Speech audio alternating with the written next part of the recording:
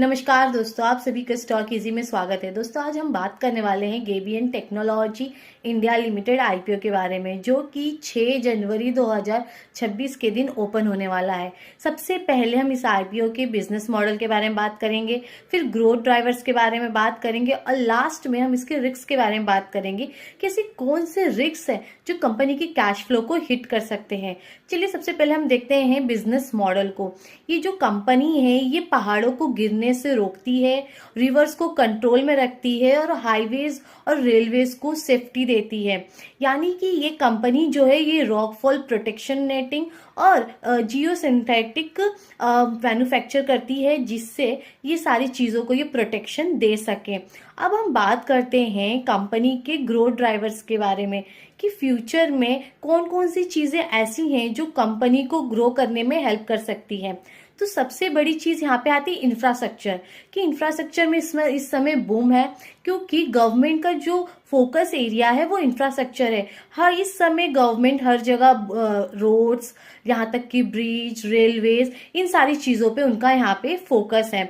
और यहाँ पे नेक्स्ट हम देखेंगे तो यहाँ पे अगर आप देखें तो कंपनी का जो ऑर्डर बुक है काफी स्ट्रांग है। इस समय उनके पास 145 करोड़ प्लस का उनका यहाँ पे ऑर्डर बुक है। ये सारी चीजें जो हैं मिल के कंपनी को फ्यूचर में ग्रो करने में हेल्प करेगी। अब हम बात करते हैं कंपनी के रिस्क के बारे में। यहाँ पे ऐसी कौन कौन सी चीजें हैं जो कंपनी के कैश फ्लो को हिट कर सकती है। तो सबसे पहले चीज आती है वो आती है गवर्नमेंट की, जो गवर्नमेंट के साइड से आती है। यानी कि गवर्नमेंट जो ये कंपनी है गवर्नमेंट के ऊपर हैवीली डिपेंडेंट है, उनके टेंडर पे। अगर आप यहाँ पे देखेंगे तो आपको और सारी चीजें देखने मिलेगी, जैसे कि ये जो बिजनेस है वो कैपिटल इंटेंसिव है। यहाँ पे कैपिटल की काफी ज्यादा जरूरत है।